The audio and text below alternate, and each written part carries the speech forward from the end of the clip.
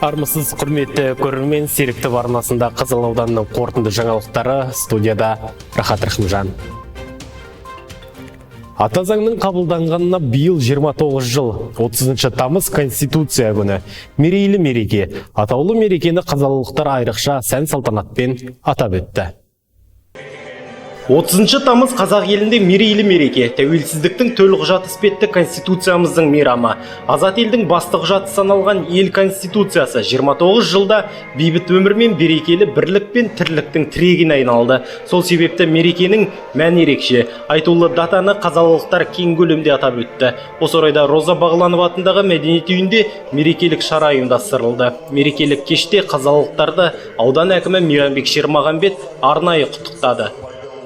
Конституция қастерлі тәуелсіздігіміздің сенімді тірегі, азаматтардың құқықтары мен бостандықтарының мемлекет мүддесінен жоғары қойылуы ата заңның басты ұстанымы болып табылады.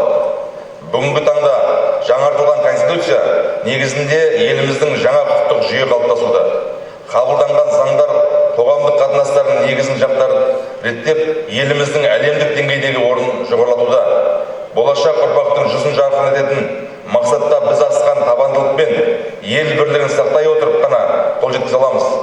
Қымбатты жерлестер, баршаңызды ата заңымыз Конституция күнімен шын жүректен құттықтаймын.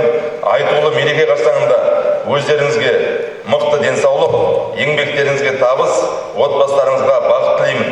Ынтымақ атты ыстық ұғымды қастерлеген халқымыздың ырысы арта берсін, тәуелсіз мемлекетіміздің абыройын асқақтата түсетін қуанышты күндер көп болсын.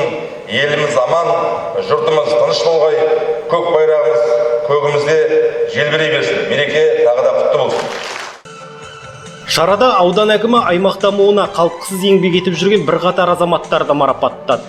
Олардың қатарында мемлекеттік кірістер комитетінің құрылғанына 10 жыл толуына орай мерекелік төсбелгімен наградталған Талайлы Әмитжанұлы мен Көпжасар Кемалбай бар. Сонымен қатар 20-ға жуық мемлекеттік қызметкер облыс және аудан әкімінің алғыс хатымен марапатталды.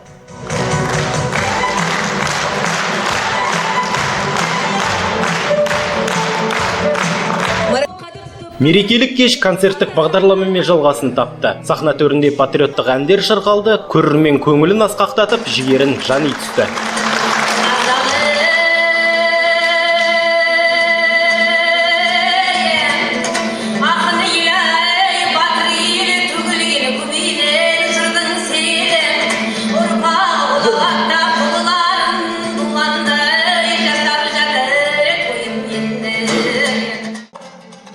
Ата заң тәуелсіздігіміздің тірегі, мемлекеттігіміздің негізі, елдігіміздің кепілі. Сондықтан барлық ісіміздің құқықтық бастауы саналатын Конституцияны ардақтау әр қазақстандықтың абыройлы міндеті. Рахат Рахымжанов, Ерғанат Алсаутаев, Шәкәрім Жұмағұл, Серікті арнасы.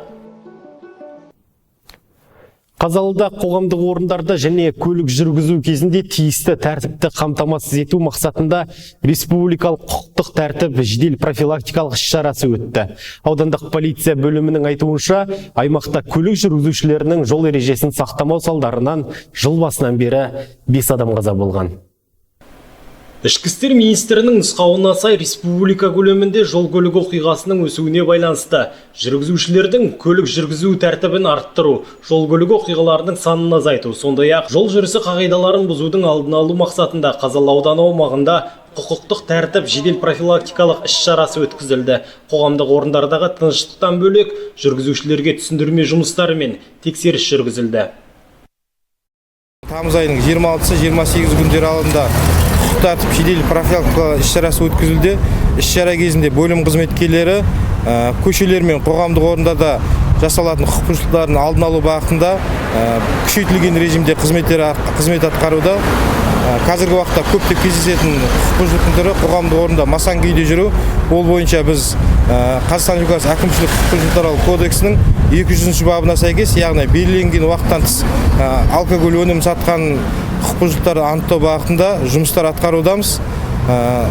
Айта кететін жағдай, құрметті аудан тұрғындары, бұл жұмыстар үнемі жалғасатындығын назарларыңызға сала отырып, заң бұзушылықтарға жол бермеулеріңізді сұраймыз. Іс-шара аясында аудан көлемінде 123 әкімшілік құқық бұзушылық тіркелді.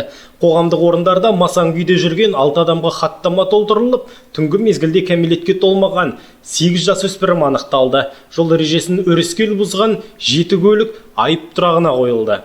Қазалы ауданы бойынша жасөспірімдерді автокөлік басқару қоғамдық орындарда және ойын-сауық мекемелерінде жасөспірімдер ата-ананың заңды өкілінсіз жүру фактілері көптеп орын алуда. Құрметті аталар, балаларыңыз көшеде, яғни қоғамдық орындарда, ойын-сауық орталықтарында да заңды өкілінсіз жүру әкімшілік құқық бұзушылық туралы кодексінің 442 бабымен және әкімшілік құқық бұзушылық туралы кодексінің 27 баптарымен әкімшілік хаттама толтырылатынын ескертеміз.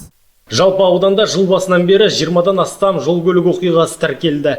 Көбіне жүргізушілердің жылдамдықты арттырып ереже сақтамағандығынан орын алған. Аудандық полиция бөлімінің мамандары аталмыш игі шара жол көлік оқиғасы санының артуына біршама ықпал етеді деген үмітте. Осыған байланысты аймақ полицейлері тұрғындардан жол ережелерін бұзбауды және қатаң сақтауды ескертеді. Рахат Рахымжанов, Ерғанат Асаутаев, Шәкәрім Жұмағұл, Серікті арнасы.